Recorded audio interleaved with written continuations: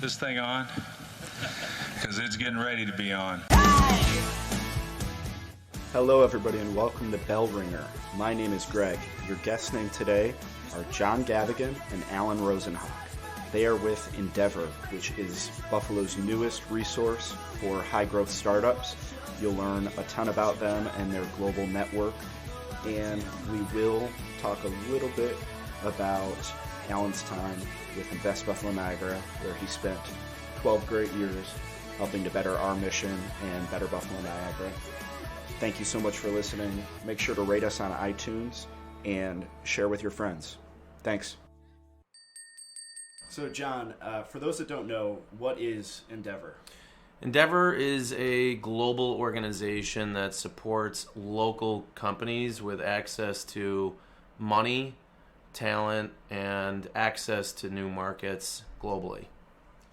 And what kind of companies or startups are you looking for? Because I know it's somewhat of a specific target. Yeah, what's nice about Endeavor in the local areas, we've spent so much time with an infrastructure, or building out an infrastructure supporting startups, early stage companies, and we call those really pre-seed all the way to what we would consider Series A funding. Endeavor really supports companies that are a bit later stage. We call them scale-ups, and who are also producing revenue and have gotten through some of the early challenges of being a startup company. And Alan, with that in mind, why do you think now is a good time, specifically in Buffalo and Western New York, to be launching this initiative and focusing on those a bit more mature startups?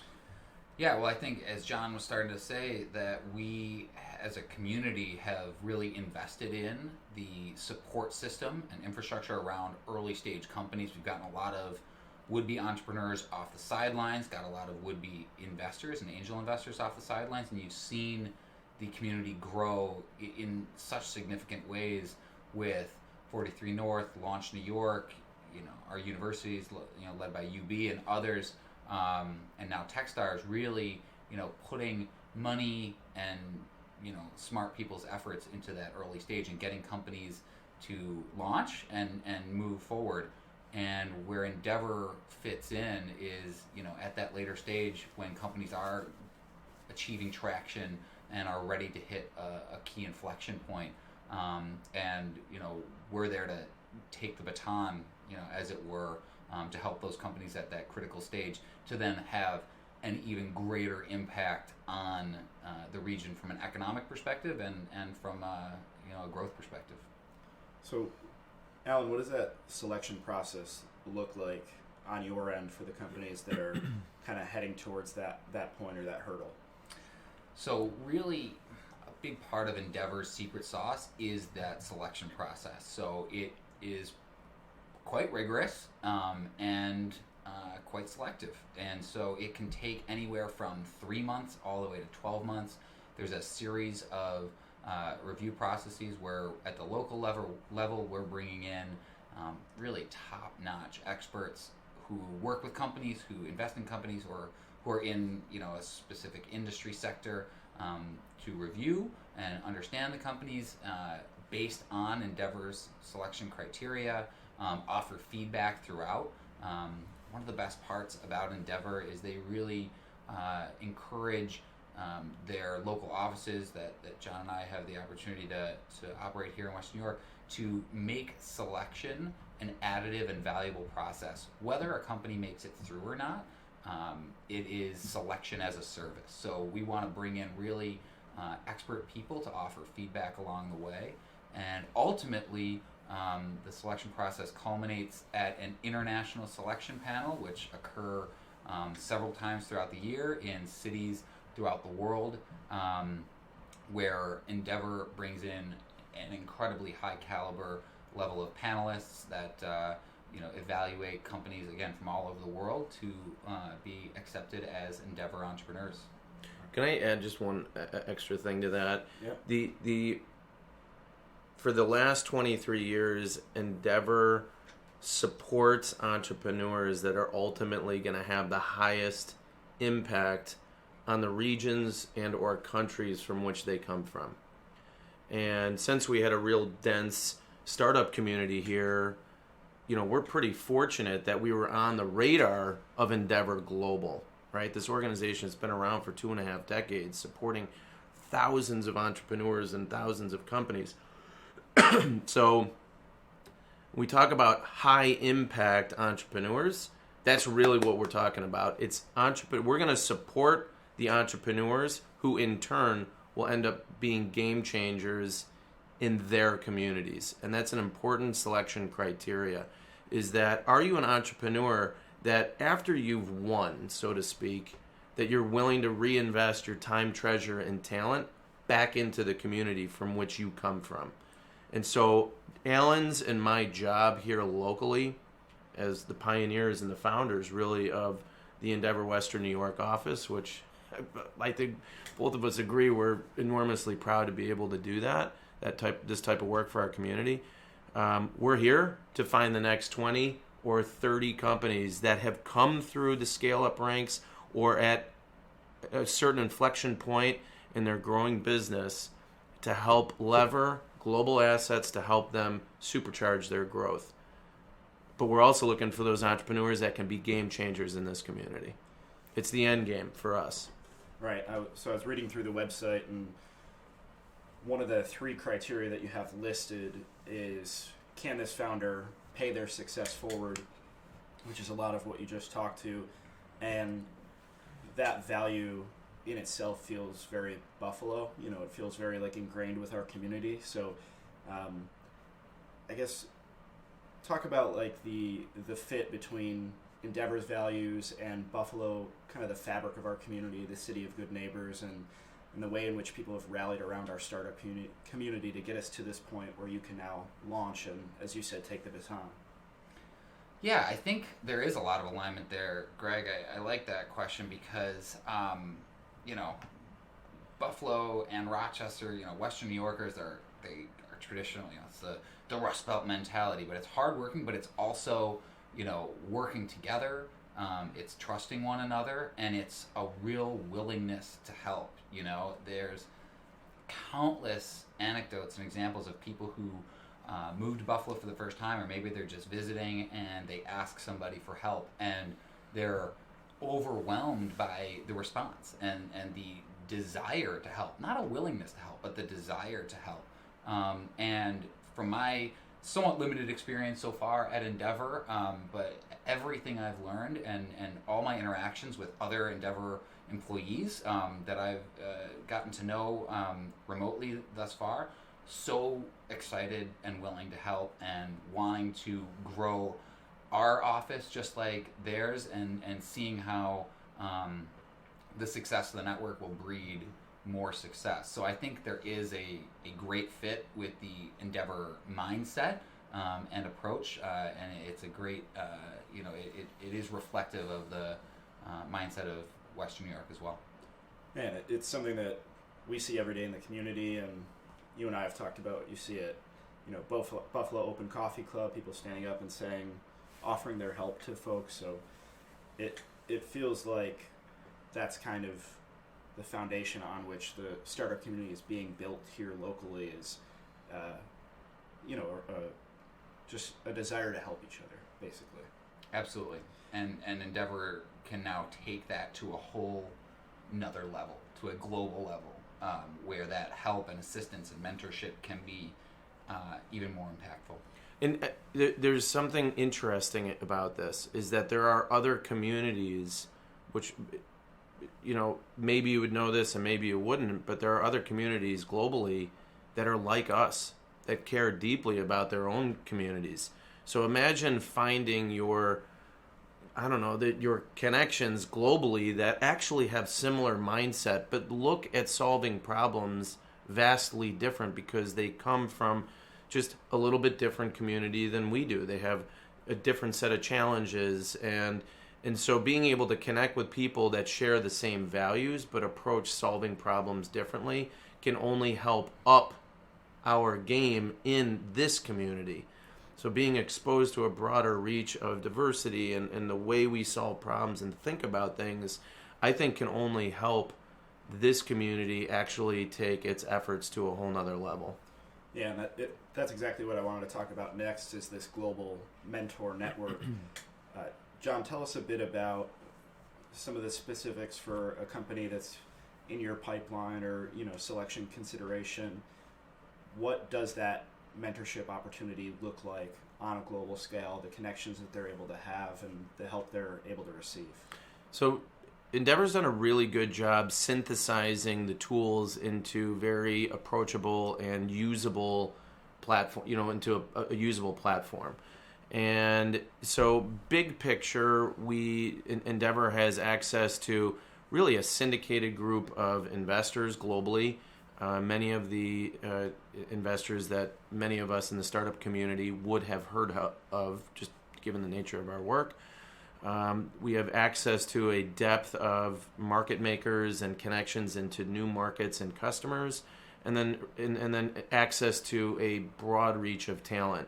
But inside of that, we have an entire mentor network. We have thousands of global mentors and advisors ready to offer their time, their skills, and their knowledge into companies that come from this area. And so it's part the local team connecting through our global team and the verticals and horizontal groups of service providers within the Endeavor network, and it's us working together to identify the specific needs of our companies and then connecting them with the right resources globally, whether that's a mentor, an advisor, access to an investor, access to a good strategic hire, whatever the case might be. There's an entire mechanism and playbook already designed for us to take needs and turn them into actionable, an actual event. Yeah, an actual event with people globally. And I would add, as I'm learning more and more about it, and we haven't, we're still a young office of Endeavor, and we haven't gotten our first company through the entire selection process, but one of the first things that will occur when we do have an entrepreneur in a company that ultimately is selected as an Endeavor entrepreneur is with an in-depth needs assessment. And so it's not just finding the right people, but it's really understanding what are the really big needs and questions facing a company to achieve really lofty goals, whether they're revenue goals, going into a new continent and growing a new customer base, whatever that may be, understanding what is needed for really big success. And I know in our conversations, that role of connector and being able to help assist people access the resources they need is what you are so excited about with this opportunity and this kind of startup on its own of Endeavor in Buffalo. Absolutely. I spent over 12 years here at Invest Buffalo Niagara. We're going to get to that. Yeah, well, and honing my connector skills. I mean, that's so much of what the team here at Invest does is helping connect companies that are considering a location decision with phenomenal resources here in the Buffalo Niagara region. And in a similar way, I'll now be helping the top, scale up companies that are already here in Western New York access the resources of this incredibly high caliber global network. Before we get to those 12 years at Invest, a couple more questions. John, how do you see yourself? You got that interesting smile on your face, Greg. I'm curious as to what the next question is going to be. This is going to be good. This is easy. How do you envision yourself partnering with other entrepreneurial support organizations locally? Obviously, you've been in the community in a couple different roles over the past several years, and we talked about a lot of those organizations laying the foundation to get us here. How do you see yourself kind of fitting into the puzzle? I'm really happy you asked that question because it gives me at least an opportunity to pay a bit of respect to the amount of work that's gone in by multiple organizations and people along the way. I always said when I was at 43 North that it wasn't about getting your name on a street sign long term, but that there'd be thousands of our names on a bronze plaque in the middle of City Hall because this was the generation that decided to to reignite its trajectory. And you're seeing this at the very beginnings of what all of us are calling our renaissance.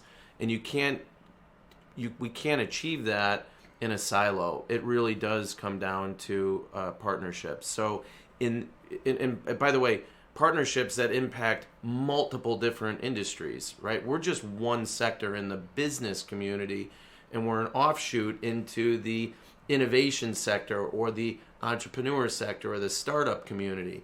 So we're just one aspect, but think about food and public service and our entertainment community and cuisine and restaurants and teachers and law enforcement. We're all one community.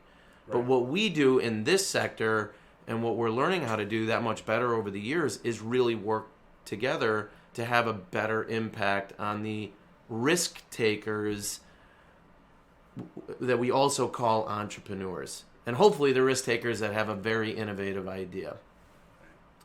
This group, if we don't start off by encouraging people to take ideas at the ideation stage and get them down on paper and bring them for review to somebody, that's where the process starts. And that's what, schools like UB and our incubators, our accelerators are really designed to do.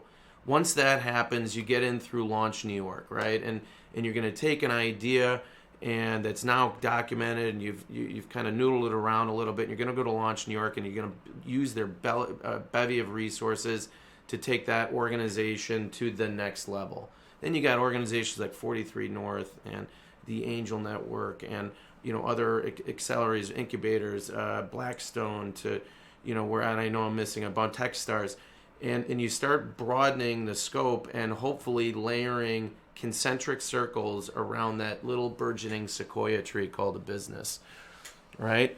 And then eventually, if it gets strong enough and we've developed enough rings around that tree, it's going to land, a few of those companies are going to land at Endeavor.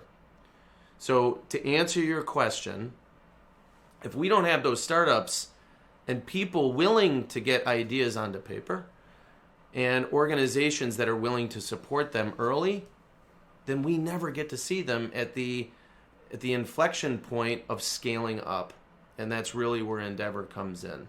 So our partnership is really going to be collaborating on those types of companies that are that we see as high impact and great potential for us and this community.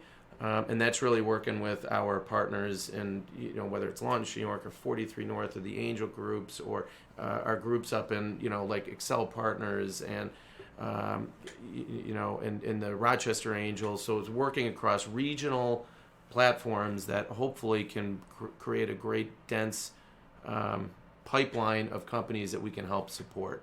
Inside of that, we're all going to have tools, whether it's financial, operational, marketing, you name it. There's a whole host of things that all of us need that, frankly, will lend itself to good collaboration opportunities among these organizations so that we become stronger by working together as a whole. Make sense? Yeah, and we've talked about it throughout the episode. This is a new initiative, somewhat of a startup of its own. Mm-hmm. For you, what do you think, in the short term, what does success look like for Endeavor locally? What are the goals you're trying to achieve? Another really good question. I know these are basic, Greg, but you're crushing it on the questions. I'm digging it. Thank you very much. Tell Jenna. 5 year, I will tell her. I absolutely will tell her. Well, she's going to listen and she'll hear. Oh, yeah. Yeah, we love Jenna. Thank God for Jenna. I swear to God. I remember even the early days of 43 North, I don't know how we would have done what we did without our partnership through Invest Buffalo Niagara. It's that simple. Jenna was one of the huge I don't mean to be on the Jenna and Tom show, but the reality is Invest Buffalo Niagara has been a real impactful partner over the years in helping to give our nascent startup community some roots. And it gave us the runway to allow us to have some roots, and now these organizations are much stronger. So anyway, side note, 5 years, I'm hopeful, Alan. This is something that Alan and I talk about all the time. 5 years, I hope that we're supporting 25 companies that are driving real impact with jobs, wage increases, and real wealth in this community through those 20, 30 companies that hopefully we will get selected through the selection process and supported by a global network called Endeavor, right? That's the hope. So when you pull that back into 30, 60, 90, 180, 1 year, 3 year objectives, all of those objectives kind of fall into line. Right now, we just pulled our first 2 local entrepreneurs from this region that got through our local selection panel. It's a huge milestone for us. Can't announce who they are yet, but we're going to be taking them to international consideration for selection in March, and we're real hopeful that we'll have our first 2 entrepreneurs that we'll be supporting globally. That's really what's top of mind for us, and then we're looking to identify the next couple of companies that will be coming through our selection process. We're in process of doing that, but then it's going to get into how are we going to support them, and that gets back into what Alan was describing, the process that Alan was describing earlier, and that's really going to be months 6 through 12. Right. And then same question, zoomed out a little bit, not just Endeavor, but the startup community as a whole, and as you said, that's just a fraction of our business community. Mm-hmm. What do you think is next for Buffalo, really, in our renaissance that we're in the middle or beginning of? I think that we do believe 5 years ago, I think it was more about creating belief in the community, and I think that we've achieved that, right? Now it's really upping our abilities and capabilities, right? So it's helping every single citizen, no matter where you fit on the spectrum, and the skills you have, the aptitude, your God-given abilities, but it's taking every one of us and upping our skills just a little bit. Because now we have the belief, we've got good people, we've got good institutions. So if I was going to do 2 things, I was going to have 2 call to actions. The first one would be everybody up their game 1 degree and do it on your own. Read a book, invest in a MOOC, get into a class, a MOOC, online course. Do something that ups your skills and capabilities and take ownership of it on your own. Number 2, no matter what sector you're in, Alan and I serve one sector, but find new ways of collaborating with a potential partner to help somebody else, right? And those would probably be the 2 call to actions, and be very intentional about doing that. I think our community comes from the simple mentality of what's in it for me, and we are now making the transition to me is okay, but really what's in it for us. So unless we begin to learn how to work with one another, then our community's renaissance will not achieve its potential. So that's what I would say. Alan, what do you Preach. think? Preach. No, is that a millennial term? I'm not a millennial, so I don't that, know. Oh, that's right. You're right caught in that crosshairs. Yeah, it's tough to say. That new generation that's coming. Whatever we call it. But so no, I agree with that. I think specific for the startup community, I think late 2019, coming into 2020, you're seeing successes through ACD auctions, achieving the first unicorn valuation of over $1 billion, and seeing that success continue, and more companies growing to have a really significant and material impact from a jobs and wealth creation perspective. And then going a little bit further, when the region starts to see a couple really successful exits, and you have early employees and founders who now have some liquid capital, and how they reinvest that, how they start new companies, how they invest in new companies, how they do it all over again. And that is the multiplier effect that all of these organizations are looking to achieve. And it's really exciting. And I think when you look back 5 years from now, when we're in 2025 or maybe 10 and 2030, you're going to see a lot of that, and you're going to be able to trace so much success and so many of the jobs and opportunities that our community will have back to some of these roots in the organizations we talked about and companies that we're working with today. And then I said we would get back to it. You spent 12 years with Invest Buffalo Niagara. I wanted to kind of end our conversation just by giving you an opportunity to talk about, favorite projects or moments or, just a chance to reflect on the impact you were able to have here and how it informs your new role with Endeavor. Yeah, I mean, I spent pretty much my entire professional career here at Invest up until the end of 2019, and can't thank Tom and the team here enough. I mean, it's a second family for sure. Kind of grew up here, and so I mean, there's so much to reflect on over all that time. I mean, some projects that really stick out. AML Right Source is one that's really exciting, and they continue to grow. We've talked about them on the podcast and featured them in other things. And Athenex, and seeing that manufacturing operation coming online this year in Dunkirk, that was one of the ones that I worked on several years ago and is coming to fruition now and is going to really transform that community in the southern tier. And just the skills and relationships that I was able to build here over that time, I'll take with me forever. And when Endeavor Western New York was just becoming an entity, and I talked to John a little bit, and I was learning and reading about what it is and the impact it can make, and the additive nature of the organization to our community here. And it just felt like all the skills I developed here at Invest Buffalo Niagara was really preparing me for this role. And first 3 weeks, it certainly feels that way. Feels like I've been on the job for 6 months, not just 3 weeks, because we definitely hit the ground sprinting. By the time this publishes, probably my time will have doubled at Endeavor, and it's just I'm really grateful for my time here and excited for what's to come. Great. Well, you have participated in the Blizzard round before. John, you have not. Alan will still let you answer. Maybe you have different answers. So we'll go Alan and then John. If you were a flavor of ice cream, what would you be? I don't even remember what I answered the first time. I don't either. So, I think we're going to go with the best flavor in the world, which is Bittersweet Symphony. All right. John? Cinnamon. Book or TV show that you'd recommend?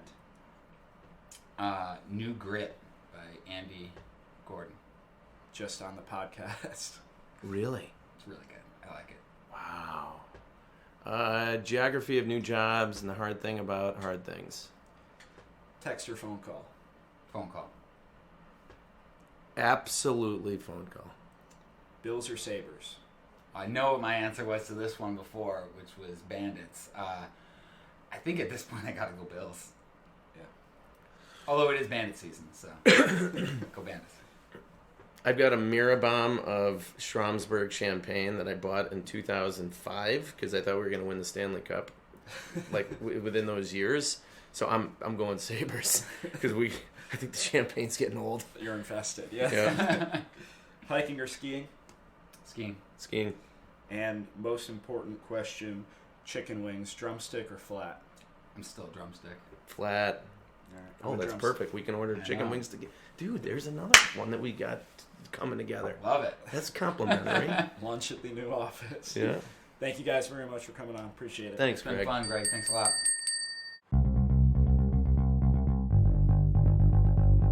Bellringer is a podcast by Invest Buffalo Niagara, the region's privately funded, nonprofit marketing and economic development organization.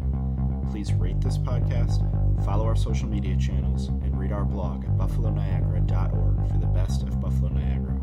Come grow your business with us.